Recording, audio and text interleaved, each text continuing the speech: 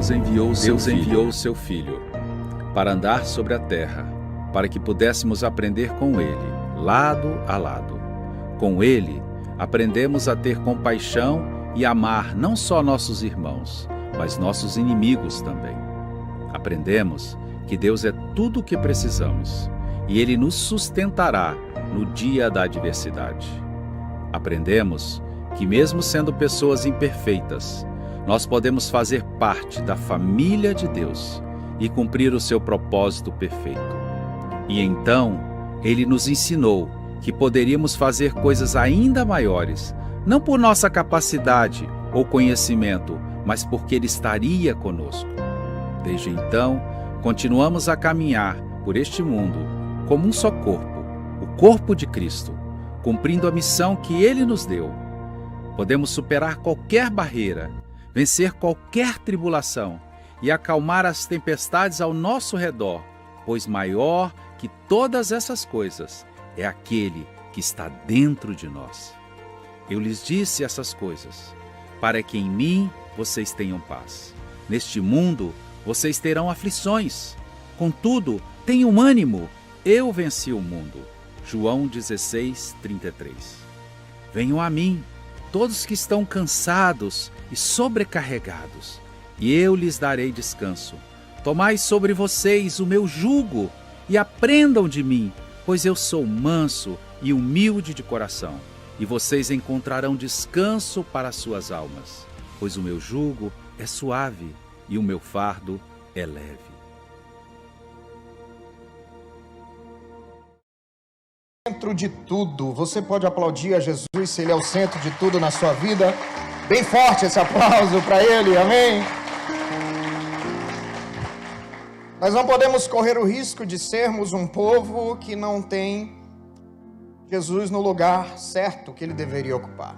Nós não podemos ter o risco de estarmos indo à igreja aos domingos, estarmos vivendo uma caminhada de fé, entre aspas, mas que essa caminhada de fé tem todo ou tudo no centro, menos Jesus.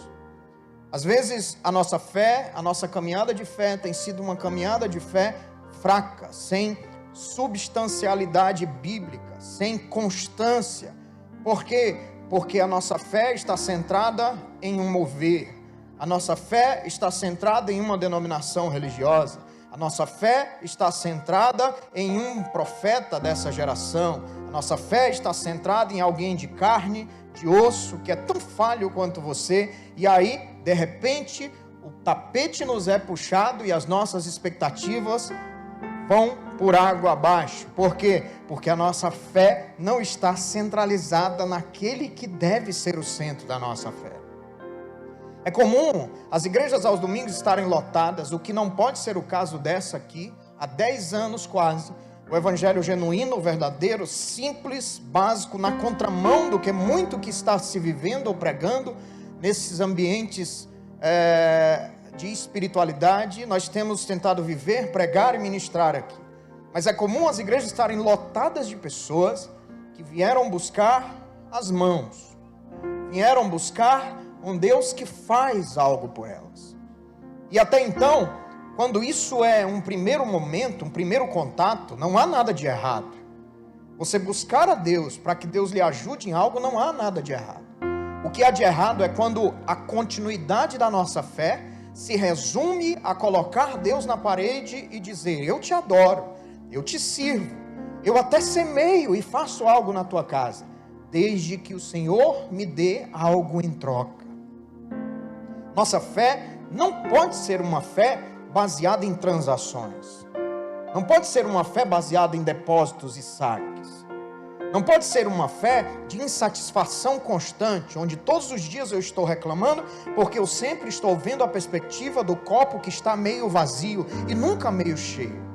A nossa fé não pode ser uma fé que coloca as ações de Deus no centro. A nossa fé não pode ser uma fé que coloca a visão de Deus no centro e não o Deus da visão no centro. A nossa fé não pode ser uma fé descartável, uma fé volátil, uma fé que no domingo ela está viva, constante, durante 1h45 de culto, e na segunda-feira ela se encontra desanimada, raquítica, fraca. Talvez essa fé tenha colocado Jesus em todo e qualquer lugar, mas que não é o lugar que ele realmente é digno de ocupar, o lugar da centralidade.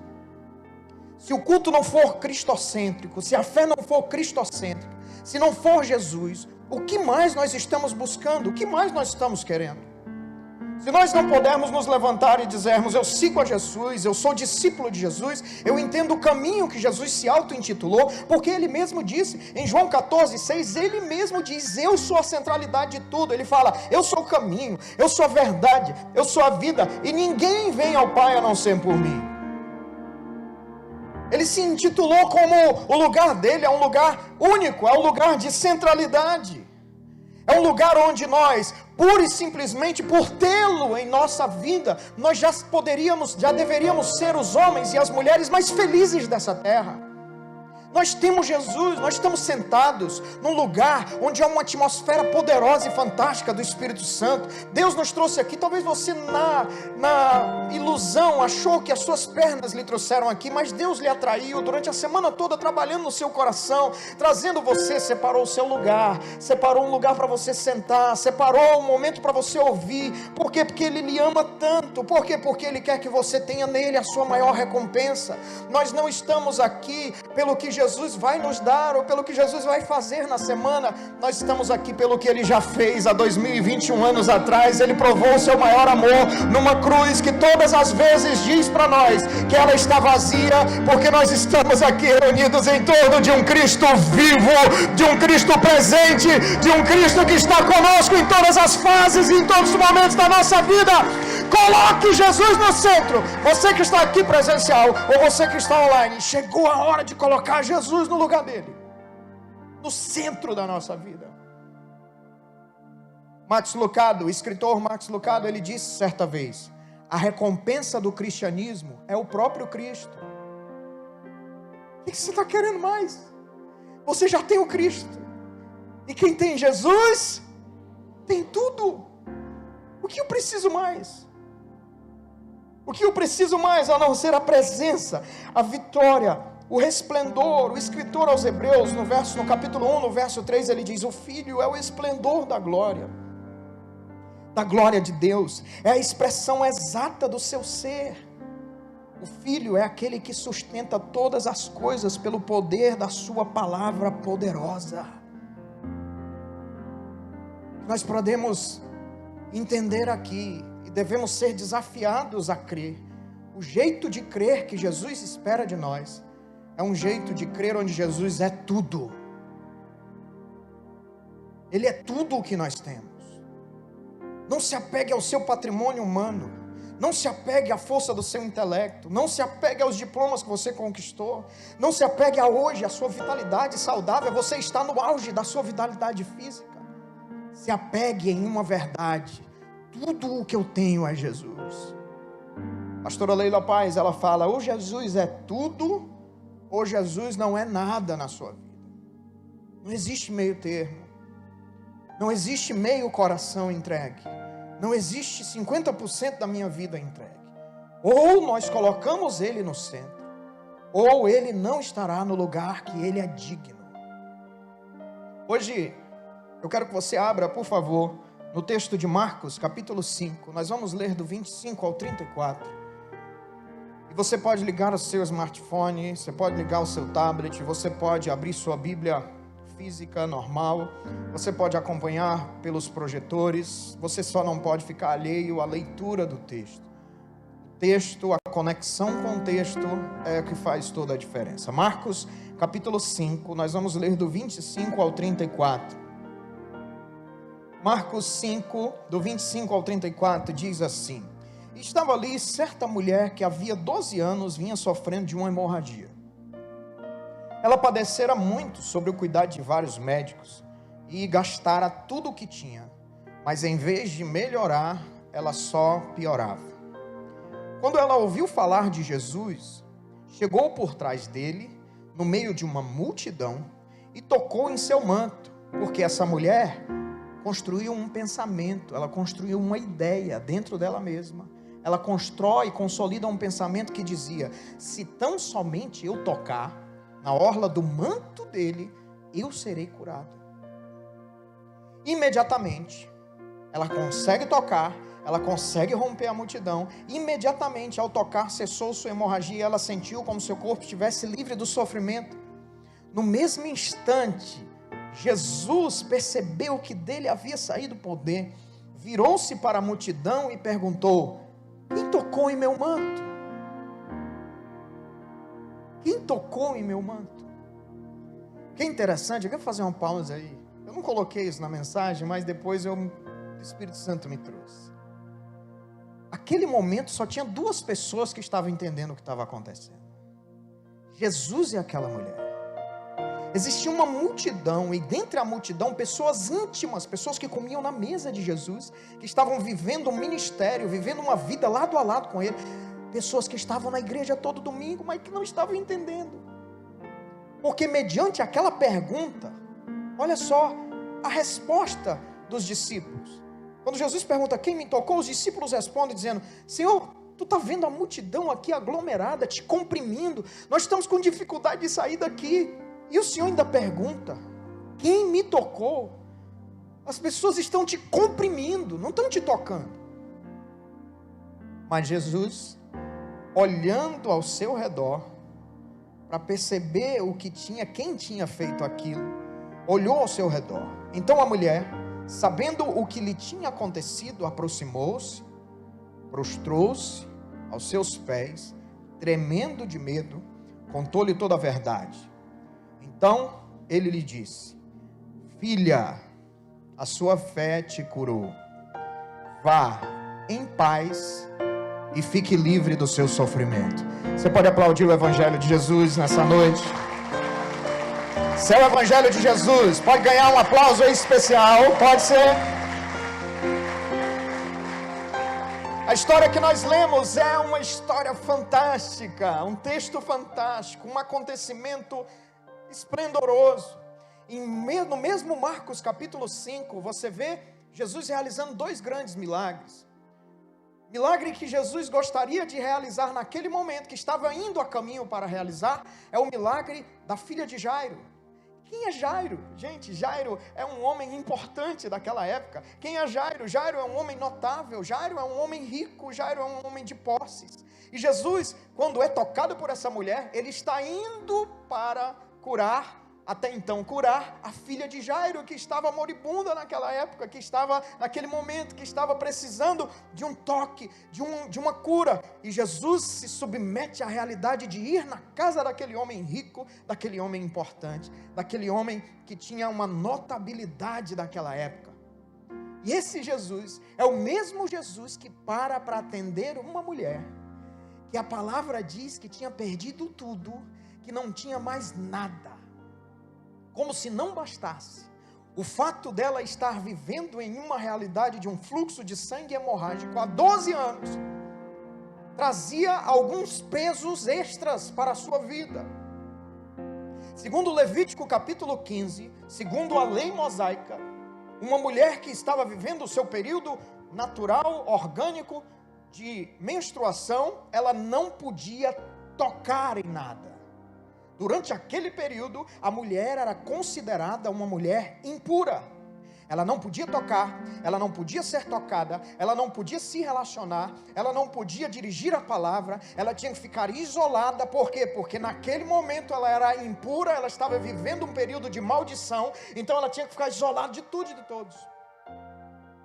E as mulheres têm esse período mensalmente, mas para aquela mulher o peso era ainda maior. Ela estava com uma enfermidade no seu útero, e o fluxo era um fluxo que já estava contínuo há 12 anos. Há 12 anos isolada, há 12 anos sem toque, há 12 anos sendo vista como impura, como maldita, como alguém que não era digna de estar no ambiente espiritual, como alguém que não era digna de estar no ambiente social, como alguém que não era digna de tocar as pessoas que a amavam, as pessoas que estavam na casa com ela. Ela estava simplesmente vivendo uma vida de isolamento, uma vida de uma pessoa que estava à margem de tudo. E Jesus, da mesma forma, com o mesmo coração que ele vai curar a filha de um homem importante, é o mesmo coração que ele entrega a uma mulher que não tem nada, a uma mulher que já tinha perdido tudo, Mas uma mulher que não tinha perdido o fundamental, ela percebe, aquele que é o centro de todas as coisas está aqui, e eu não vou perder a oportunidade. Não existe multidão, não existe fluxo de sangue, não existe enfermidade física, não existe legalidade, não existe ritualismo, não existe religiosidade que vai me impedir de colocar em prática a minha fé e de colocar Jesus no centro de tudo. Eu não sei se você está vivendo a vibe mais legal e mais entusiasmada da sua vida, a fase mais top, a fase, você está no monte das suas realizações, ou se você está aqui hoje, entrou aqui hoje, está vivendo o vale de uma adversidade, o vale de uma dificuldade. O que eu sei é que Jesus, quando é o centro de algo que Ele quer fazer e realizar em nós e na nossa vida, Ele atende tanto aquele que está lá em cima como aquele que está lá embaixo. Tem a capacidade de falar com aquele que está na primeira fila, sem esquecer daquele que está lá atrás. Tem a capacidade de enxergar corações no meio de uma multidão. É por isso que você está aqui hoje, porque Jesus quer encontrar você e quer ser o centro do seu milagre, da sua fé e da sua transformação. Oh Deus, Tu és bom, Tu és maravilhoso. Obrigado por estarmos aqui reunidos em torno do Teu nome. Ele é o centro para aqueles que estão necessitando, com uma necessidade extrema, como também é o centro para aqueles que estão vivendo o ápice das suas jornadas. Ele tem que ser o centro. E quando Jesus é o centro de tudo, o que nós aprendemos? Nós aprendemos que é necessário ligarmos o alerta de que tudo sem Jesus é pior. Tudo sem Jesus é muito mais difícil. Tudo sem Ele se torna uma morte instantânea. O texto que nós lemos, no verso 25 e 26 diz: ela estava ali, aquela mulher, havia 12 anos, sofrendo de uma hemorragia. Ela padecera muito sobre os cuidados de vários médicos. Tinha ido nos melhores especialistas da sua época. Gastara tudo o que tinha, mas em vez de melhorar, só piorava. Eu quero falar para você que está ouvindo o desânimo. Eu quero falar para você que está presencial ou online e está alimentando bobagens, feridas no seu coração, que estão propondo que você se distancie de Jesus e do caminho de Jesus. Com Jesus as coisas funcionam, sem Jesus tudo piora. Aquela mulher tinha buscado tudo, tinha buscado todas as soluções, tinha buscado todos os melhores especialistas, tinha gastado um patrimônio inteiro e não conseguiu receber a cura. Às vezes nós caminhamos nessa vida, caminhamos numa estrada de ilusão, gente. O mundo está prometendo coisa para você e você está se enamorando com o mundo. O mundo está prometendo coisas a você e você está se encantando com o mundo. Pois o mundo nunca entrega aquilo que promete. O mundo nunca entrega aquilo que ele está prometendo. E às vezes a gente está aqui presencialmente, mas nós estamos construindo, conscientemente ou inconscientemente, a gente está construindo ou deixando-se construir dentro de nós um projeto de desviar do caminho, um projeto de deixar Jesus, um projeto de, eu vou dar um tempo, né? E a gente começa a consolidar esse projeto com argumentos que são alguns satânicos, outros argumentos lógicos, outros argumentos que nascem dentro de nós, na esperança de encontrar fora de Jesus uma esperança, de encontrar fora de Jesus um alívio, de encontrar fora de Jesus uma solução. O mundo não cumpre o que promete, mas graças a Deus que nós estamos aqui hoje reunidos em torno daquele que não é filho do homem para se arrepender, que não é aquele um Deus que retira aquilo que fala, mas é um Deus que era, que é e que há de vir, é um Deus que cumpre a sua palavra, é um Deus que nos reúne aqui nessa noite para dizer: não me deixe por outro, não me deixe por outra coisa, porque sem mim nada podeis fazer. É isso que nós precisamos entender.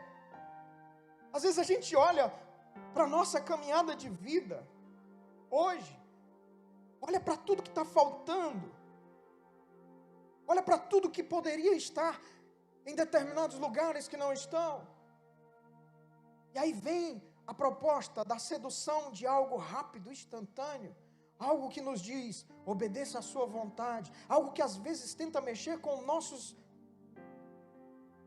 nosso interior mais íntimo, e dizer que nós estamos perdendo tempo aqui, e dizer que nós não estamos fazendo aquilo que nascemos para fazer.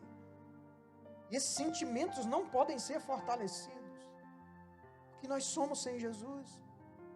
Onde você estaria agora? Me diga aí. Se você não estivesse aqui, onde você estaria agora? Nós precisamos entender o que João capítulo 15, verso 5, Jesus ele diz, ele fala, eu sou a videira, vocês são os ramos, se alguém permanecer em mim e eu nele, esse dá muito fruto. E aí ele diz, pois sem mim vocês não conseguem fazer, não podem fazer coisa alguma. Sem Jesus, não dá. Pode procurar alguém que está perto de você aqui, estender a mão para essa pessoa e dizer assim, sem Jesus, não vá, não dê um passo, não siga, porque sem Jesus não dá. Quem tem Jesus tem tudo. Alguém aqui tem tudo? Alguém aqui tem tudo? Alguém aqui tem tudo nessa noite? Oh, Deus maravilhoso! E às vezes, o pior não é criar um plano dentro de nós para deixar Jesus. Às vezes o pior é achar que estamos caminhando com Jesus quando Jesus não está conosco. A Bíblia diz, lá em Lucas capítulo 2, versos 43 e 44. A Bíblia diz, em Lucas 2, conta um pouco sobre a infância de Jesus com seus pais biológicos, José e Maria. E diz que todos os anos, a sua família, José reunia a sua família para a celebração da Páscoa em Jerusalém. E ele ia celebrar a Páscoa e levava a sua família. E entre eles Jesus estava. E a Bíblia diz que um determinado dia, um determinado ano, Jesus já era um pré-adolescente, já tinha ali 12 anos de idade. A festa terminou e os seus pais, José e Maria, voltam para casa. E o menino Jesus ficou em Jerusalém. Depois da vírgula tem algo impressionante, que diz, sem que eles percebessem. E a Bíblia diz que eles continuam a caminhar de volta para casa, pensando que ele estava entre os companheiros de viagem, caminharam um dia inteiro de caminhada. Então, começaram a procurá-lo no meio da comitiva, da família, e viram que Jesus não estava com ele. Voltaram para buscar Jesus. Sabe o que é o pior? O pior é que quando nós não entendemos que a nossa caminhada precisa ser uma caminhada central, Jesus precisa estar conosco na caminhada. Jesus precisa estar conosco nessas decisões. Jesus precisa estar conosco no nosso dia a dia. E às vezes a gente veste uma capa religiosa, às vezes a gente veste uma capa ritualista, às vezes a gente se apega à nossa religião, que só vai nos acompanhar até a cerimônia fúnebre. Depois da cerimônia fúnebre, a religião não vai servir mais de nada. O que vai servir é, Jesus foi o centro ou não? Essa é a resposta que nós vamos dar para o questionamento da eternidade que todos nós devemos responder. Essa é uma realidade que nós não podemos trazer para a nossa vida. Pior do que traçar um plano de viver sem Jesus, é pensar que Jesus está conosco no caminho, quando Jesus não está. Pensar que Jesus está caminhando nas nossas decisões, pensar que esse sim tem um sim de Deus, quando na verdade não tem. Pensar que essa realidade que você está pensando em colocar para frente tem um sim de Deus, na verdade não tem. A pior coisa da vida é caminhar em decisões quando Jesus não está nesse caminho, quando Jesus não está nessas decisões. Pense nisso, porque colocar Jesus no centro é andar pelo caminho que é Jesus, mas também fazer questão de ter a sua parceria constante em cada uma das etapas dessa jornada. Quando Jesus é o centro da nossa vida, nós aprendemos também que além de, se eu não tenho Jesus, se eu não tenho caminhado com Jesus, ou tudo sem Jesus é pior. Então, se existe uma proposta de desânimo, uma proposta sedutora do inimigo, uma proposta para caminhar sem Jesus, você vai dizer assim, ó: o Espírito Santo já falou comigo, pode se colocar no teu lugar, porque eu já sei qual é o meu lugar e já sei qual é o lugar de Jesus, no centro da minha vida, no centro da minha fé. Deus já falou comigo. Para a proposta, não tem outra proposta que não seja a proposta de Jesus da minha vida. Essa tem que ser a minha resposta, sua. Mas para nós colocarmos Jesus no centro, a gente também precisa entender e decidir caminhar em uma fé própria. Caminhar em uma fé minha. Estarmos aqui hoje em coletividade é lindo. Pedir para alguém orar por você é bíblico. Aconselhar-se com alguém é bíblico, é da vontade de Deus. Mas ninguém vai conseguir crer por você. Às vezes nós estamos caminhando em uma jornada onde Jesus está numa realidade tão periférica da nossa vida, que nós não estamos conseguindo exercitar uma fé própria.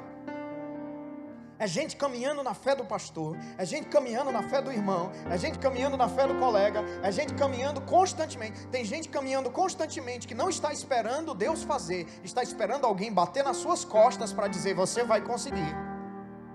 A grande expectativa dele e dela é essa. Nós estamos vivendo constantemente hoje. Existem pessoas que estão precisando de ajuda de verdade, têm que ser ajudadas, têm que ser assistidas de verdade, mas existe um grupo de pessoas na geração atual que estão vivendo a idolatria do sofrimento. E o sofrimento virou um pedestal, onde o sofrimento é idolatrado. E nós precisamos olhar para essa realidade e confrontar isso. Eu preciso viver em uma fé própria, em uma fé que tem sentido, em uma fé onde Jesus está no centro. Versículos 27 e 28 que lemos, diz o seguinte: quando ela ouviu falar de Jesus, chegou-se por trás dele, no meio da multidão, e tocou a orla do seu manto. Por quê? Porque ela dizia para ela mesma: se tão somente eu tocar em seu manto, eu ficarei curada. Não era ninguém que dizia para ela, não era o pastor no gabinete pastoral, não era ninguém na realidade de um aconselhamento, não era uma parceria, não era alguém. Em vários momentos da vida isso vai existir, isso vai ser pontuado para você, vai ser entregue para você, bênção, isso é bíblico, isso tem que existir, mas tem alguns momentos que é sozinho mesmo, irmão. E aí pare de transferir a culpa, ou de jogar esse momento onde Deus quer que você exercite sua fé, na responsabilidade de alguém que não estava perto de você naquele momento. Pare com isso. Tentando transferir responsabilidade, culpa, para com isso.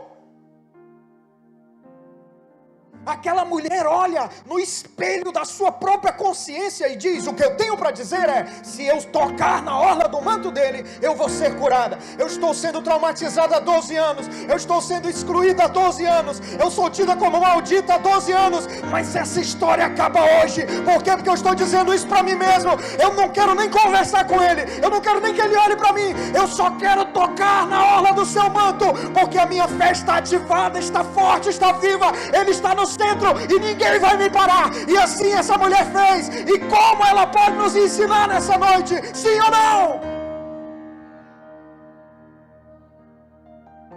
Qual a capacidade que você tem de dizer algo para você mesmo? Eu me lembro do salmista, no Salmo 42, o salmista diz: porque está batida, ó minha alma, porque te perturbas dentro de mim? Espere em Deus, porque eu ainda louvarei o poder de suas ações. O filho pródigo, em Lucas capítulo 15, ele ensaia algo que ele diz para ele mesmo, ele faz um monólogo para ele mesmo, ele diz: levantar-me-ei, irei ter com meu pai, e direi: pai, eu pequei contra os céus e contra ti, já não sou mais digno de ser chamado teu filho. Me aceite como um dos seus servos.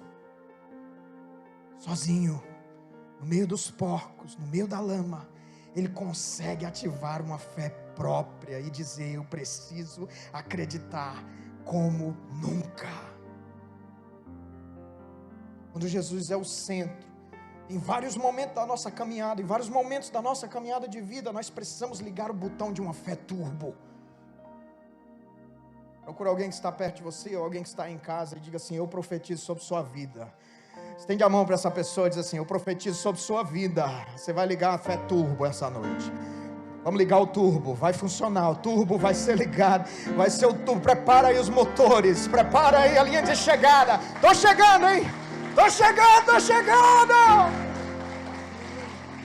Você crê nisso? Eu creio.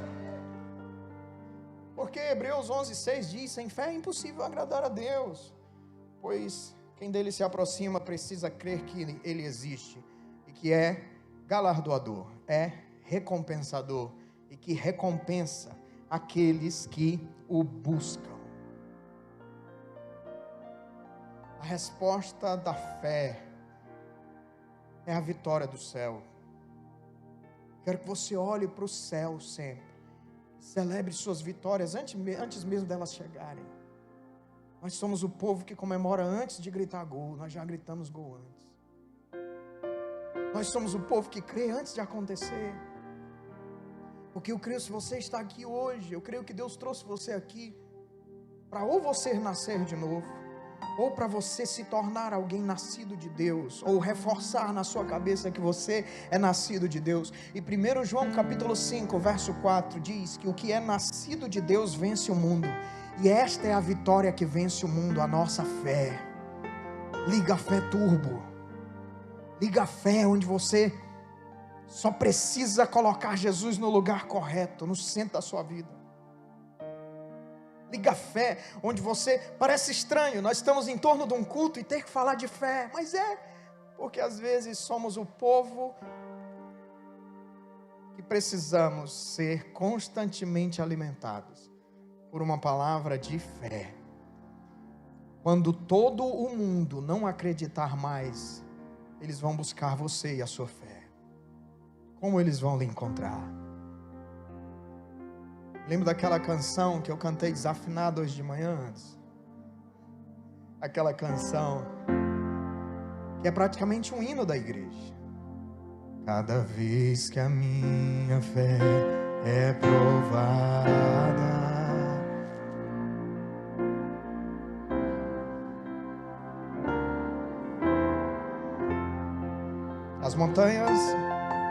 das montanhas e vales. Você pode melhorar. Vamos ligar a fé turbo. Que atravessam, me levam. Você vai fechar seus olhos e vai dizer isso. Minhas provações não são, e não vão me impedir de caminhar. Oh, Jesus. Diga com a maior fé possível: se diante de mim não se abrir, Deus vai me fazer andar por sobre as águas. Vamos romper em fé, vamos romper em fé. Rompendo em fé.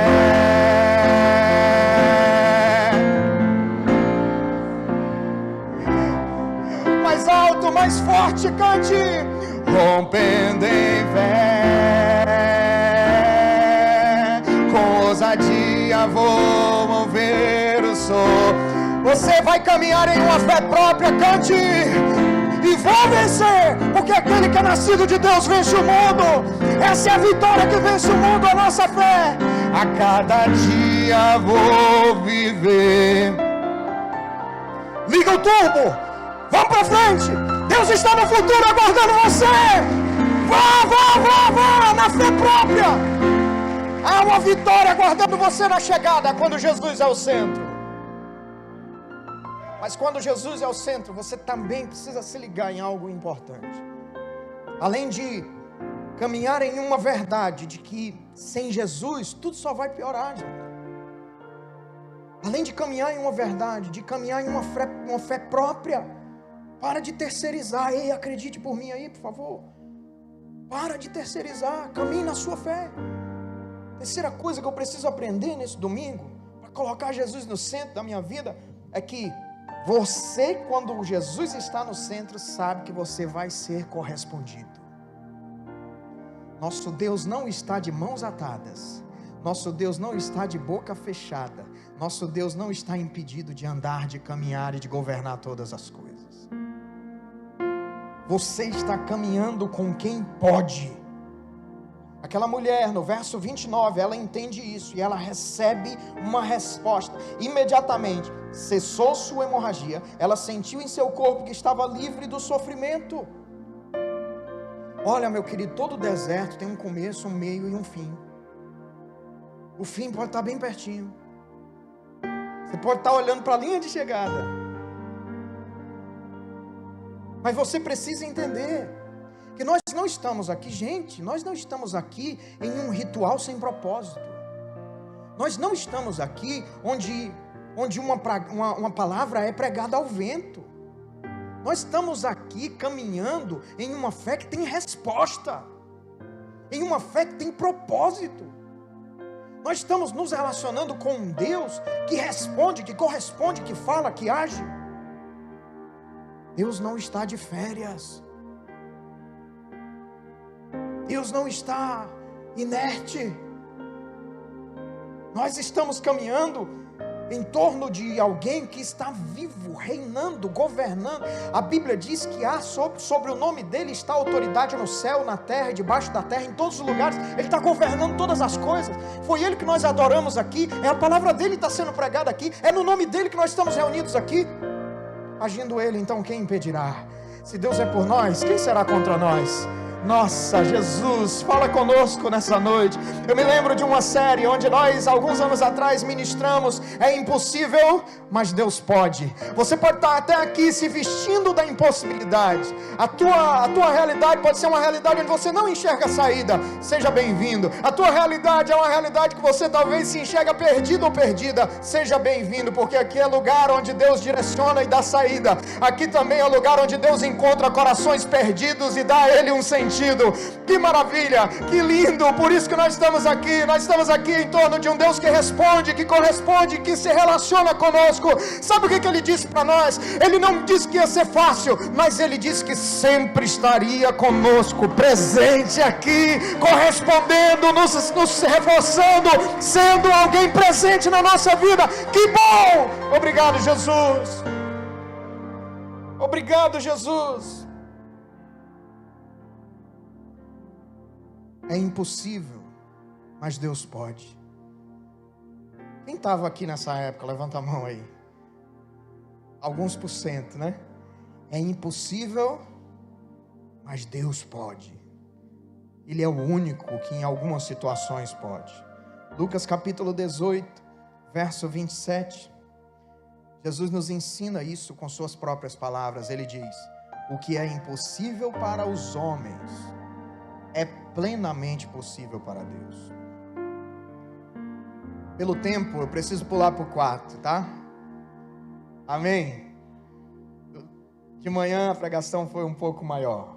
Vamos trabalhar no tempo nessa noite. Se você entende que Jesus é o centro de tudo, além de entender que sem Jesus não tem sentido, além de entender que a fé precisa ser uma fé pessoal própria, além de entender que Ele é um Deus que corresponde, nós precisamos também entender que quando Ele está no centro, Ele não cessa em querer nos encontrar, querer ter um contato pessoal. É impressionante, eu não sei se você também acha impressionante, no meio de um universo de tanta gente como esse, Ele consegue lhe encontrar. Não tem uma pessoa aqui que saia por essas portas e que diga: hoje Deus não falou comigo. Não tem uma pessoa. Ele fala com o que está sentado na primeira fila, sem esquecer daquele que está lá atrás. Ele mudou a história do mundo inteiro. Ele mudou a história da humanidade, sem esquecer de mudar a sua pessoalmente. Que coisa poderosa, que coisa forte, que Que verdade que precisa nos encontrar. Nos versos 30 e 32, 30 ao 32, diz assim: no mesmo instante, Jesus percebeu que dele havia saído o poder. Virou-se para a multidão e perguntou: quem me tocou? Responderam os seus discípulos: vês a multidão aglomerada ao teu redor e ainda perguntas: quem tocou em mim? Mas Jesus continuou olhando ao seu redor para ver quem tinha feito aquilo. Por que nós estamos aqui? Porque Ele desceu do trono, se fez carne e veio nos encontrar. Por que nós hoje podemos nos reunir em torno do Seu nome? Porque Ele estava num lugar onde a nossa mente não consegue imaginar, onde olho nenhum viu, ouvido nenhum ouviu, e não chegou nem ao nosso coração. Nós não temos nem noções do que é esse lugar. Ele estava lá. Ele deixou tudo isso para trás e disse: eu vou encontrá-los. O caráter de um Deus que sai da sua inércia, que se movimenta primeiro e que dá o primeiro passo. Deus sempre dará o primeiro passo. O primeiro passo sempre será dele em nossa direção. Quando Jesus é o centro, eu entendo. Quando Jesus é o centro, eu adoro. Quando Jesus é o centro, eu enfrento meus sentimentos. Quando Jesus é o centro, eu caminho em verdade. Quando Jesus é o centro, eu recebo paternidade. Quando Jesus é o centro, eu recebo cura. Quando Jesus é o centro, eu recebo paz. Quando Jesus é o centro, eu abandono os grilhões, porque eu sei que eu não fui criado para ser limitado, para ser preso e acorrentado. Eu fui criado para viver a vida que Deus tem para mim, e eu não aceito as prisões como a minha maior referência. As prisões não podem ser a minha casa, o meu lugar de morada, não podem. Nós aprendemos isso no último versículo que lemos, em Marcos capítulo 5, os dois últimos, o 33 e o 34, diz o seguinte: então a mulher, sabendo o que lhe tinha acontecido, aproximou-se, aí a Bíblia diz, prostrou-se aos seus pés. Isso é adoração. Eu estou prostrado, eu estou prostrada aos seus pés. Mas a Bíblia também diz que além de estar prostrada, ela estava tremendo de medo. Quando Jesus está no centro, eu enfrento os meus sentimentos. Eu enfrento medo. Eu enfrento a ansiedade. Eu enfrento a síndrome do pânico. Eu enfrento a depressão. Eu enfrento. Eu não me conformo. Eu não me abraço com aquela realidade e digo, ela será minha companheira até o fim da minha vida na terra. Não, eu enfrento. E um parêntese que eu faço para você que está aqui presencial ou que está online. Aquela mulher treme de medo por um grande motivo. O motivo é que ela era uma mulher impura, ela era uma mulher que não era, pela religião da época, não era digna de estar ali, quanto mais de tocar em Jesus. E a lei dizia que tudo o que ela tocava ficava impuro. Tudo o que ela tocava ficava impuro. Qual era o medo dela, Cleiton? O medo dela é porque ela não sabia como Jesus iria responder a essa legalidade. Ela não sabia como Jesus ia responder, porque ela esperava que Jesus iria responder dessa forma: nossa, agora você me tornou maldito. Nossa, agora você me tornou impuro ao tocar em mim. Por isso tanto medo. Por isso o temor. Mas ela enfrenta os seus medos, ela coloca Jesus no lugar certo, no centro, enfrenta seu medo, mesmo tremendo de medo. Quando Jesus está no centro, eu enfrento os meus sentimentos, principalmente os sentimentos que são sentimentos nocivos. Domingo passado eu falei, Augusto Cury, ele fala, não dê um cartão ilimitado para as suas emoções, porque uma hora a fatura vai vir.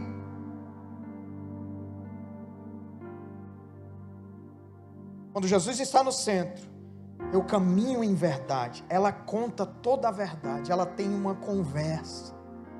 Jesus para tudo. Manda Jairo, o homem importante, esperar. Jairo, espere aí, por favor. Tem uma pessoa aqui que eu não posso deixar de falar. Jesus a escuta. Aquela mulher fala.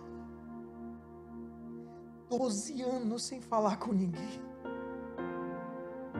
Jesus escuta ela. Ela conta a verdade.